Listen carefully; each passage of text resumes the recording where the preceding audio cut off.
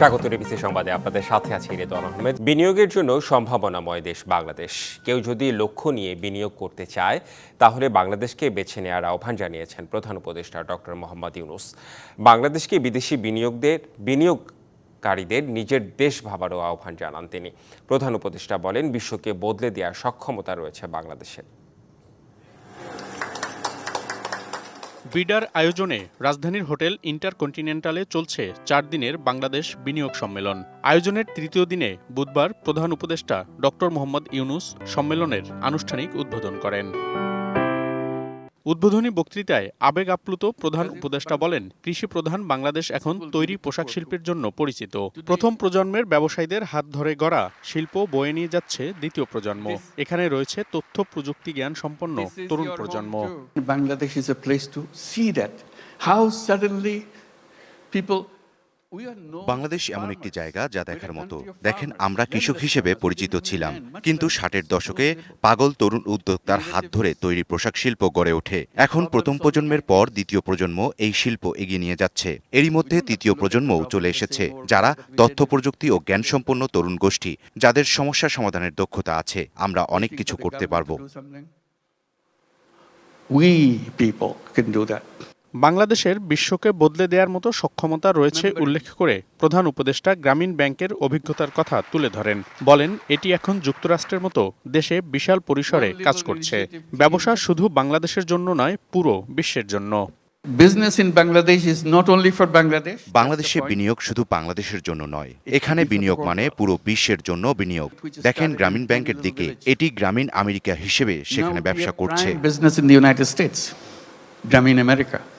অর্থ উপার্জন আনন্দের, তার চেয়েও আনন্দের বিনিয়োগ। তাই যদি কেউ লক্ষ্য নির্ধারণ করে ব্যবসা করতে চান, তো বাংলাদেশকেই বেছে নেওয়ার আহ্বান জানান প্রধান উপদেষ্টা। These big industries and so on.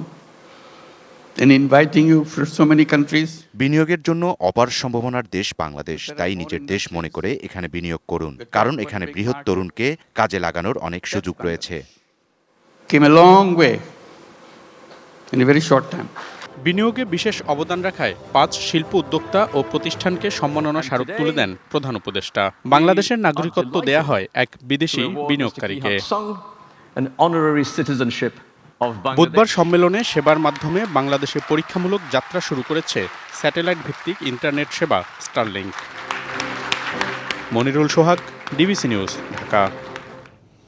রাজনৈতিক দলগুলোর মাঝে দেশে কর্মসংস্থান ও বিনিয়োগের বিষয়ে মতপার্থক্য থাকা উচিত নয় বলে মন্তব্য করেছেন বিডার চেয়ারম্যান চৌধুরী আশিক মাহমুদ বিন হারুন।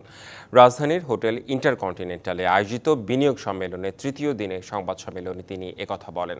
এ সময় বিডার চেয়ারম্যান জানান, ফার্মাসিউটিক্যালস, লাইট ইঞ্জিনিয়ারিং ও তথ্য প্রযুক্তি খাতে বিনিয়োগের আগ্রহ দেখিয়েছে সম্মেলনে অংশ নেয়া বিনিয়োগকারীরা। তৃতীয় দিনের সম্মেলনে আইএলও এর সাথে শ্রম অধিকার বিষয়ক এবং হাঙ্গার গ্রুপের সাথে বিনিয়োগ চুক্তি সই হয়। হাঙ্গার গ্রুপের সাথে $150 মিলিয়ন চুক্তি সই হয়েছে। আগামী 1 থেকে 2 বছরের মধ্যে এর মাধ্যমে 15,000 লোকের কর্মসংস্থান হবে। এছাড়া বাতারবাড়ি ডিপ সিপোর্ট এর কাছে একটি মুক্ত বাণিজ্য অঞ্চলে স্থাপনের আগ্রহ দেখিয়েছে বৈশ্বিক বন্দর পরিচালনাকারী সংস্থা ডিপি ওয়ার্ল্ড। প্রথমত এনসিপি, জামাত এবং বিএনপি সবাইকে অনেক ধন্যবাদ। সবাই টিম পাঠিয়েছেন, ইনফ্যাক্ট অনেকে ক্রিয়েটিভলি তাদের নিজেদের ব্রোশার করেছেন, তাদের ভিউ কি ইনভেস্টমেন্ট ক্লাইমেটের ব্যাপারে ওরকম পেপার্স করেছেন। ওনারা আসলে খুবই ফোর্থকামিং ছিলেন আমাদের সাথে, আমরা একসাথে কাজ করেছি। এলডিসি গ্রাজুয়েশনের জন্য বাংলাদেশ এখনও পুরোপুরি প্রস্তুত হতে পারেনি বলে মনে করছেন ব্যবসায়ীরা। বলছেন, এখনও অতিরিক্ত দামে কিনতে হচ্ছে গ্যাস, বিদ্যুৎ, যার ফলে বাড়ছে উৎপাদন খরচ। আর বিদেশি বিনিয়োগ আনতে কাঠামোগত পরিবর্তনের দিকে নজর দেওয়ার আহ্বান তাদের। বুধবার বাংলাদেশ ইনভেস্টমেন্ট সামিটে আয়োজিত এক সেমিনারে এসব কথা বলেন তারা। এ সময় বাণিজ্য উপদেষ্টা জানান, বিনিয়োগের বাধাগুলো চিহ্নিত করে নিশ্চিত করা হবে বিনিয়োগ পরিবেশ। বাংলাদেশ ইনভেস্টমেন্ট সামিটের তৃতীয় দিনে এলডিসি গ্রাজুয়েশন পরবর্তী সময়ে দেশের বাণিজ্য ও বিনিয়োগ কৌশল নিয়ে সেমিনারের আয়োজন করে এফবিসিসিআই, যেখানে ব্যবসায়ীদের পাশাপাশি উপস্থিত ছিলেন সরকারের প্রতিনিধিরাও। এ সময় ব্যবসায়ীরা জানান, এখনও এলডিসি গ্রাজুয়েশনের জন্য প্রস্তুত নয় বাংলাদেশ। সমালোচনা করেন গ্যাস বিদ্যুতের চওড়া দামের। This is a pivotal moment for Bangladesh. দেশে বিনিয়োগের বাধা চিহ্নিত করে তার সমাধানের আশ্বাস দেন বাণিজ্য উপদেষ্টা। দেশে বিনিয়োগের বাধাগুলো চিহ্নিত করতে হবে এবং সমাধান করতে হবে, না হলে দেশে বিনিয়োগের সুষ্ঠু পরিবেশ নিশ্চিত করা যাবে না। অন্যান্য দেশের তুলনায় বাংলাদেশ বিনিয়োগের জন্য খুব অনুকূল জায়গা। আমি সকলকে বিনিয়োগের জন্য বিষয়গুলো বিবেচনার আহ্বান জানাই। বর্তমানে স্বল্পোন্নত দেশ হিসেবে বিভিন্ন দেশের বাজারে শুল্কমুক্ত সুবিধা পাচ্ছে বাংলাদেশ। তবে 2029 সালের পর এই সুবিধা পাওয়া নিয়ে শঙ্কায় ব্যবসায়ীরা। Rifat Tasnuva, DBC news, Dhaka. ভারতের বন্দর বা বিমানবন্দর ব্যবহার করে বাংলাদেশের পণ্য তৃতীয় দেশে পাঠানোর ট্রান্সশিপমেন্ট সুবিধা আর দেবে না ভারত। তবে দেশটির ভূখণ্ড ব্যবহার করে নেপাল ও ভুটানে বাংলাদেশি পণ্য রপ্তানি বাধাগ্রস্ত হবে না, এমন কথাই জানিয়েছে ভারতের পররাষ্ট্র মন্ত্রণালয়। তবে দিল্লির এই সিদ্ধান্তে বাংলাদেশের অর্থনীতিতে তেমন কোনো নেতিবাচক প্রভাব পড়বে না বলছেন বিশ্লেষকরা।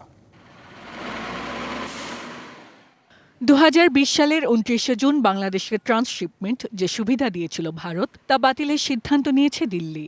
এই সিদ্ধান্তের পর তুমুল আলোচনা দেখা দেয় দুই দেশের গণমাধ্যমে।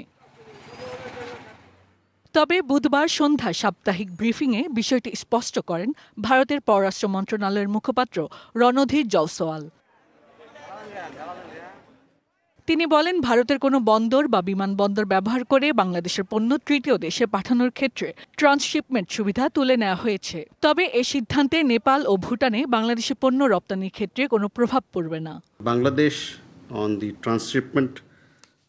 বাংলাদেশকে দেয়া ট্রান্সশিপমেন্ট সুবিধার ফলে দীর্ঘ সময় ধরে আমাদের বিমানবন্দর ও সমুদ্র বন্দরগুলোতে উল্লেখযোগ্য পণ্যজট সৃষ্টি হওয়ার কারণে আমাদের নিজস্ব রপ্তানিতে বিলম্ব, খরচ বৃদ্ধি এবং ব্যাকলগ তৈরি হচ্ছিল। ফলে এই সুবিধা 8 এপ্রিল 2025 থেকে প্রত্যাহার করা হয়েছে। তবে ভারতের স্থল সীমান্ত ও ভূখণ্ড ব্যবহার করে বাংলাদেশ থেকে নেপাল বা ভুটানে পণ্য পরিবহনের উপর কোনো প্রভাব ফেলবে না। বিশ্লেষকরা বলছেন, দিল্লির এই সিদ্ধান্তে বাংলাদেশের অর্থনীতিতে বড় কোনো নেতিবাচক প্রভাব পড়বে না। কিছুটা তো ক্ষতিগ্রস্ত হবেই বাংলাদেশের খরচের দিক থেকে। তবে আবার আরেকটি বিষয় হচ্ছে যে এখানে কতগুলো পণ্য যায়, অর্থনৈতিকভাবে কতখানি ক্ষতি হচ্ছে, সেটা একটা দেখার বিষয়। এটা আমাদের খুব বেশি কিন্তু ক্ষতিগ্রস্ত আমরা হব না। Hasna Akter, DBC news desk. আগামী 16 এপ্রিল প্রধান উপদেষ্টা ডক্টর মোহাম্মদ ইউনূসের সঙ্গে বৈঠকের সময় পেয়েছে বিএনপি। রাষ্ট্রীয় অতিথি ভবন যমুনায় এই সাক্ষাৎ হতে পারে। ওই দিন প্রধান উপদেষ্টার কাছে নির্বাচনের সুনির্দিষ্ট রোডম্যাপ চাইতে পারে বিএনপি।